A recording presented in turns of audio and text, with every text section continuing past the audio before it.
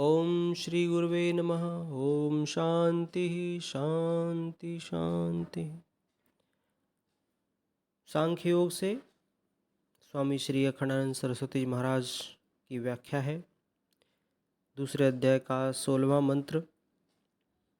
न असतो विद्यते भावः न अभावो विद्यते सतः। इसकी व्याख्या चल रही थी। 105 नंबर जो पृष्ठ है इसमें बहुत सुंदर एक रहस्य है, इसको पढ़ते हैं। एक दर्शन हुआ है चारवाक, उसके अनुसार बता रहे हैं कि देहाकार में परिणत पंचभूत के संघात भंग अर्थात देह की मृत्यु से ही मोक्ष केवल चारवाक यानी भौतिकवादी ही मानते हैं। उनके मत से अधिभूत ही सब कुछ है, अध्यात्म और अधिदैव कुछ है ही नहीं।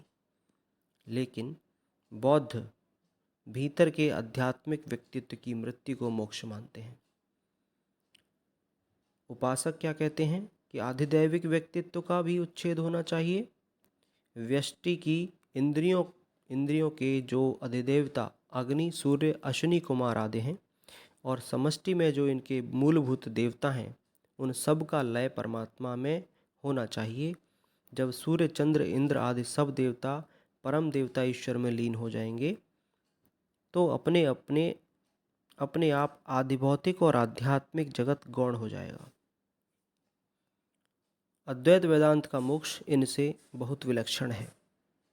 केवल आधिभौतिक, आधिदैविक या आध्यात्मिक व्यक्तित्व का नाश इसमें मोक्ष नहीं माना गया है। व्यक्तित्व का नाश अविनाशी, परिपूर्ण, प्रत्यक्ष चैतन्य अभिन्न ब्रह्म तत्व की उपलब्धि से होना चाहिए। ब्रह्म तथा आत्मा की भेद भ्रांति का उच्छेद होना मोक्ष कहा गया है। अर्थात ब्रह्म तथा आत्मा में कोई भेद नहीं है। केवल ईश्वर का ज्ञान या केवल आत्मा का ज्ञान ब्रह्म और आत्मा की एकता का ज्ञान नहीं है। यदि आपने केवल ईश्वर को जान लिया या केवल आत्मा को जान लिया, उसका ज्ञान ले लिया, तब तक वो असली ज्ञान नहीं है, जब तक ब्रह्म और आत्मा की एकता का ज्ञान नहीं होता है।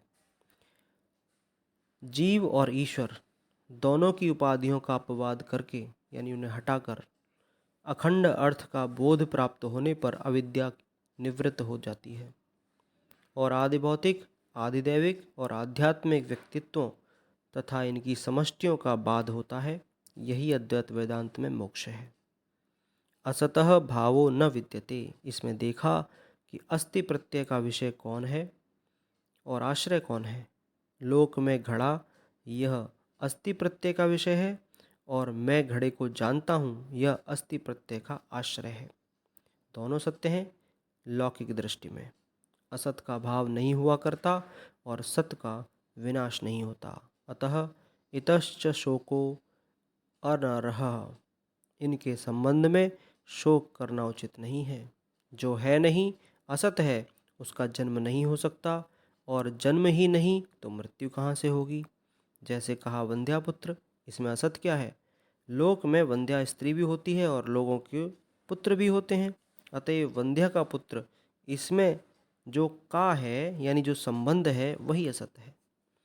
इसलिए वंध्या का पुत्र इस समस्त पद का अर्थ असत है। जैसे कोई कहे यह गंधर्व नगर के महाराज वंध्यापुत्र की खपुष्प का मुकुट पहने शशरंग का धनुष लिए आते हैं, तो यह पूरा वाक्य सत है। क्योंकि न तो गंधर्व नगर होता है, न वंध्यापुत्र ही, न खपुष्प कोई वस्तु है और खरगोश यानी शश के सींग होते हैं। बहुत सुंदर प्रश्न था भगवान। प्रणाम।